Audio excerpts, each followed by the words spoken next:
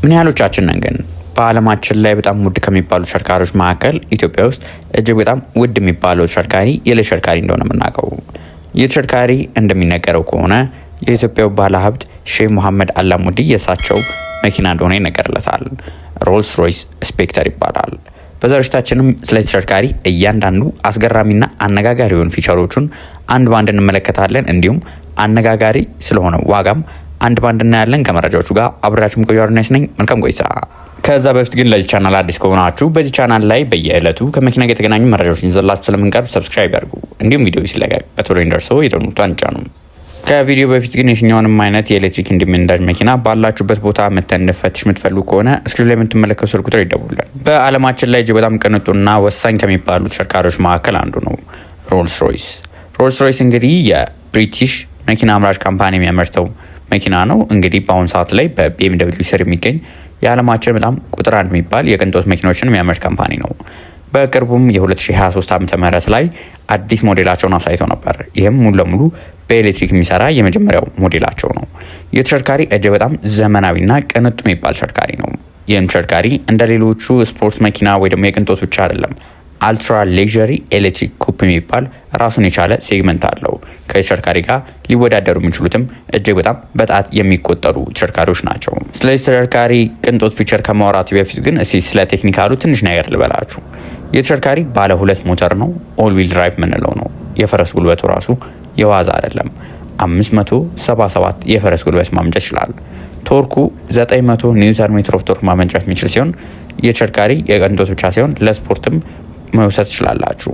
መኪናው ከ0 100 ኪሎ ሜትር በ4.4 ሰከንድ ውስጥ መድረስ ይችላል። ቶፕ ስፒዱን ብትሉ 250 ኪሎ ሜትር በሰዓት መጓዝ ይችላል።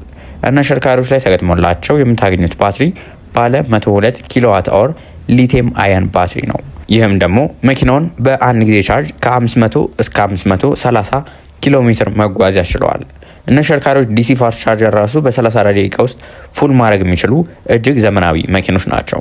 መኪናው ስታዩት ቅንጦትን ከለየት ካለ ዲዛይን ጋር ይዞ የቀረበ ነው። የመኪናው ዲዛይን በምትመለከቱበት ጊዜ ራሱን የቻለ ለየት ያለና ከርቀት አይታችሁ መለየት የምትችሉበት ተሽከርካሪ ነው።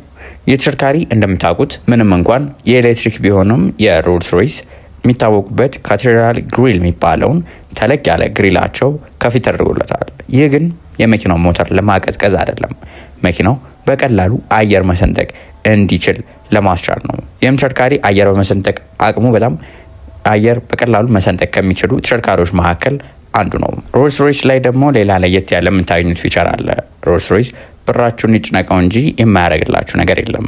ከዚህ መካከል የመኪናው ጣራው ላይ እንዲሁም ደግሞ በሩ አካባቢ በውስጥ በኩል ማለት ነው እናንተ የተወለዳችሁበት እለት ያን ቀን የነበሩትን የኮከብ ብዛቶችን እነዛን ያህል ኮከብ በጣራው ላይ እንዲሁም ደግሞ በበር መክፈቻው ላይ እንዲያደርግላችሁ ማድረግ ይችላላችሁ።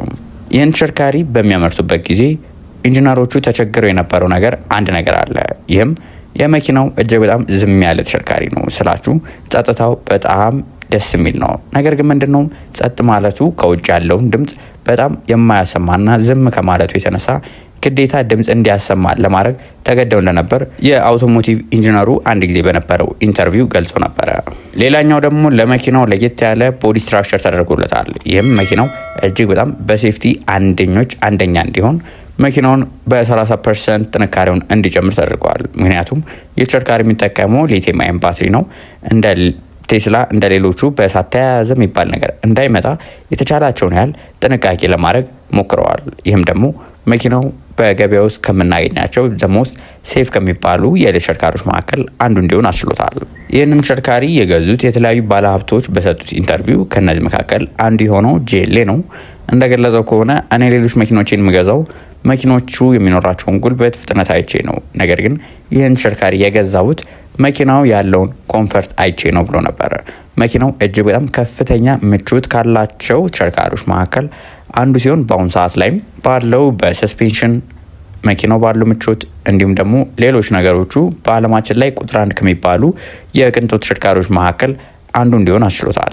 መኪናው እንዲሆን ካስቻሉት ነገሮች መካከል መኪናው የተገጠመለት ሰስፔንሽን ነው። የተሽከርካሪ የተገጠመለት ሰስፔንሽን ፊት ለፊት ያሉትን የስፒድ ብሬክ ወይ ደግሞ ጉድጓዶችን በማየት ራሱን ያዘጋጃል። ያንንም በሚረግጥበት ጊዜ እያንዳንዱ ጎማ አንዱ ከአንዱ የማይገናኝ ራሱን በራሱ ማቆጣጠር የሚችል ስለሆነ ምቾቱ ወደር የለውም። ሌላኛው ነገር ደግሞ ከሌሎች ኤሌክትሪክ ተሽከርካሪዎች ትንሽ ለየት የሚያደርገው ነገር ባትሪውን የማቀዝቀዣ ዘዴው ነው። እንደምታውቁት አብዛኞቹ የኤሌክትሪክ ተሽከርካሪዎች ድምጻቸው ተለቅ ያለ ፋኖች ይገጠምላቸዋል። በሳይዛቸውም ተለቅ ያሉ ናቸው። እነዚህ በሚነሱበት ጊዜ ድምጻቸው ራሱ ያስታውቃል እና ደግሞ በሚያቀዘቅዙበትም ጊዜ አግሬሲቭሊ ነው። ነገር ግን ስፔክተር ሞዴል ላይ የተገጠሙለት ፋኖቹ ራሱ በጣም ትንንሽ ፋኖች ይገጠማሉ። ይህም የተደረገበት ምክንያት ምንድነው?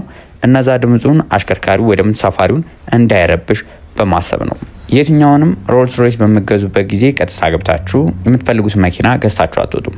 ይልቁኑ ትዕዛዝ ነው የምታዙት።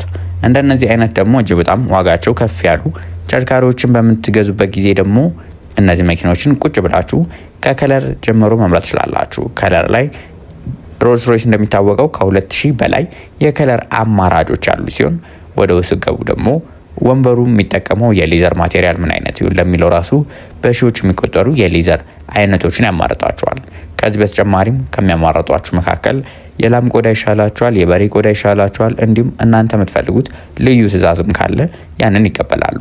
ሌላኛው ሮልስ ሮይስ የሚታወቁበት ነገር ደግሞ እያንዳንዱ ሮልስ ሮይስ መኪና አንዱ ከአንዱ በተአምር የማይገናኝ ናቸው። ምክንያቱም በውስጣቸው የምናገኘው ቅንጦት እንዲሁም ሌሎች ፊቸሮች እያንዳንዱ ግለሰብ ከአንዱ ቴስት አንደኛው ስለሚለያይ ሁሉም የየራሱ ፍላጎት ስላለው አንዱ ከአንዱ በተአምር የማይገናኙ ናቸው። ነገር ግን ሮልስ ሮይስ ከሚታወቁበት ነገሮች መካከል ደግሞ የተወሰኑም አሉ። ይህም ሱሳይድ ዶርስ ማለትም በሮቹ በተቃራኒ መልኩ የሚከፈቱ ናቸው። እንደነዚህ አይነት ስፔክተር እንዲሁም ጎስት ሞዴሎችን ካያቸዋቸው በተለይ ባለ አንድ በሮቹ በሚሆኑበት ጊዜ እነዚህ ተሽከርካሪዎች የፊተኛው በር ወደ ግራ ወይ ደግሞ ወደ ቀኝ ይከፈታል። እንደሌሎቹ ተሽከርካሪዎች አይደለም። ይሄ ደግሞ ሮልስ ሮይስ በቀላሉ እንዲለዩ ከሚያደርጓቸው ነገሮች መካከል አንዱ ናቸው። ሌላኛው ደግሞ የትኛውንም ሮልስ ሮይስ ሲገዙ አብሮ የሚመጣላቸው ነገር አለ።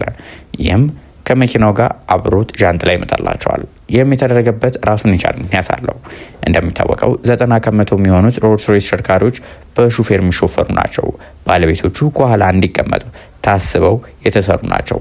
ስለዚህ እናንተ መኪና ከገዛችሁ ከመኪና ስትወርዱ ፀሐይ እንዳይመታችሁ፣ ንፋስ እንዳያገኛችሁ ራሱን የቻለ ዣንጥላ ሹፌር ወርዶ እንዲይዝላችሁ ታስበው የተሰሩ ተሽከርካሪዎች ናቸው። የተሽከርካሪ ታዲያ ዋጋው ምን ያህል ነው ከተባለ እነ ተሽከርካሪዎች ዋጋቸው ከ467,000 የአሜሪካን ዶላር እስከ 500,000 የአሜሪካን ዶላር ሚዲየም ቨርዥኖቹ እንደዛ ይሆናሉ። ከዚህ በተጨማሪ ደግሞ በጣም ፉል ኦፕሽን እያንዳንዱን ነገር ኦፕሽን እንዳረጋለሁ ካላችሁ ደግሞ ወደ 600,000 የአሜሪካን ዶላር የሚጠጉ ተሽከርካሪዎች ናቸው። እና ተሽከርካሪዎችም ኢትዮጵያ ውስጥ አንድ የሼህ መሐመድ አላሙዲ ተሽከርካሪ አለ በነጩ፣ ሌላኛው ተሽከርካሪ ደግሞ በግሬ ወይ ደግሞ በወርቃማ አይነት አማራጮች አሉ። ለዛሬ ይዤላችሁ የቀረብኩት መረጃ ይህን ይመስል ነበር። ቪዲዮን ከወዳችሁት ላይክ፣ ሌሎች ደግሞ ከመኪና ጋር የተገናኙ መረጃዎች መከታተል ከሆነ ሰብስክራይብ ያድርጉ። በቀጣይ ሌሎች ከመኪና ጋር በተገናኙ መረጃዎች እስከምንገናኝ ድረስ መልካም ሁሉ ተመኘው።